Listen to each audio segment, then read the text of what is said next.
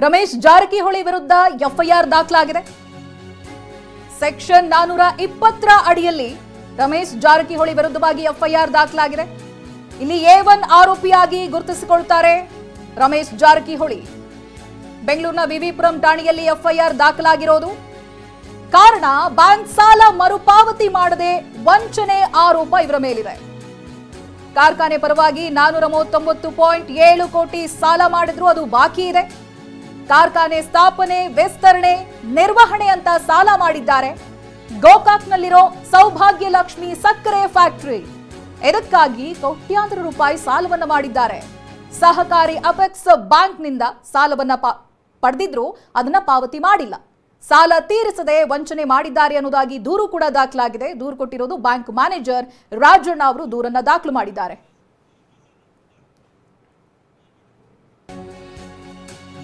ಚಾಮರಾಜಪೇಟೆ ಸಹಕಾರಿ ಬ್ಯಾಂಕ್ನಲ್ಲಿ ಸಾಲ. ಕರ್ನಾಟಕ ರಾಜ್ಯ ಸಹಕಾರಿ ಅಪೆಕ್ಸ್ ಬ್ಯಾಂಕ್ ಇವರು ತೆಗೆದುಕೊಂಡಿರುವಂತಹ ಸಾಲ 2013ರಿಂದ 2017ರವರೆಗೆ ಸುಮಾರು 4 ವರ್ಷ 232 ಕೋಟಿ 88 ಲಕ್ಷ ಸಾಲ.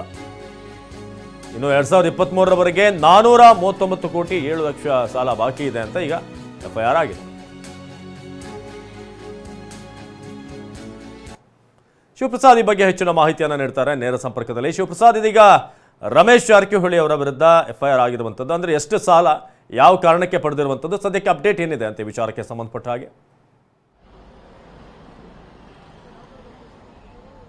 ಅವಿನಾಶ್, ಬೆಂಗಳೂರಿನ ವಿವಿಪುರಂ ಪೊಲೀಸ್ ಠಾಣೆಯಲ್ಲಿ ಈಗಾಗಲೇ ಮಾಜಿ ಸಚಿವ ರಮೇಶ್ ಜಾರಕಿಹೊಳಿ ವಿರುದ್ಧ ಎಫ್ಐಆರ್ ದಾಖಲಾಗಿರ್ತಕ್ಕಂಥದ್ದು. ಎಫ್ಐಆರ್ನಲ್ಲಿ ಪ್ರಮುಖ ಅಂಶಗಳನ್ನು ಗಮನಿಸೋದಾದರೆ, ರಮೇಶ್ ಜಾರಕಿಹೊಳಿ ಈ ಒಂದು ಬ್ಯಾಂಕ್ನ ಈ ಒಂದು ಮೈಶುಗರ್ಸ್ ಶ್ರೀ ಸೌಭಾಗ್ಯ ಲಕ್ಷ್ಮಿ ಮೈಶುಗರ್ಸ್ ಕಂಪನಿ ಏನಿದೆ, ಈ ಒಂದು ಕಂಪನಿಯ ಅಧ್ಯಕ್ಷರು ಹಾಗೂ ಮ್ಯಾನೇಜಿಂಗ್ ಡೈರೆಕ್ಟರ್ ಆಗಿರ್ತಾರೆ. ಅಷ್ಟೇ ಅಲ್ಲದೆ ಈ ಒಂದು ಕಂಪನಿಯಲ್ಲಿ ವಸಂತ ವಿ ಪಾವಡೆ ಹಾಗೂ ಶಂಕರ್ ಪಾವಡೆ ಎಂಬುವರು ಕೂಡ ನಿರ್ದೇಶಕರಾಗಿ ಕೆಲಸವನ್ನು ನಿರ್ವಹಿಸ್ತಾರೆ. ಅಂದರೆ 2013ರಿಂದ 2017ರವರೆಗೂ ಕೂಡ ಹಂತವಾಗಿ 239 ಕೋಟಿ 88 ಲಕ್ಷಗಳನ್ನು ಇವರು ಸಾಲವಾಗಿ ಹಂತವಾಗಿ ಪಡೆದಿರ್ತಾರೆ.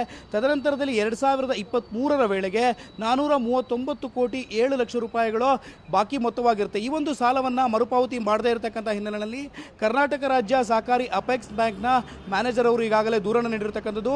ಈಗಾಗಲೇ ಈ ಒಂದು ಪ್ರಕರಣದಲ್ಲಿ IPC ಸೆಕ್ಷನ್ 406 ಹಾಗೂ 420 ಅಡಿಯಲ್ಲಿ ಮಾಜಿ ಸಚಿವ ಹಾಗೂ ಶಾಸಕ ಬೆಳಗಾವಿ ಜಿಲ್ಲೆಯ ಗೋಕಾಕ್ ತಾಲೂಕಿನಲ್ಲಿ ಶ್ರೀ ಸೌಭಾಗ್ಯಲಕ್ಷ್ಮಿ ಶುಗರ್ಸ್ ಕಂಪನಿಯ ಮಾಲೀಕರಾಗಿರ್ತಕ್ಕಂಥ ಈ ಒಂದು ಕಂಪನಿಯ ಅಧ್ಯಕ್ಷರಾಗಿರ್ತಕ್ಕಂಥ ಈಗಾಗಲೇ ಇವರ ವಿರುದ್ಧ ಈಗಾಗಲೇ 3 ಜನರ ವಿರುದ್ಧ ಎಫ್ಐಆರ್ ದಾಖಲಾಗಿರ್ತಕ್ಕಂಥದ್ದು.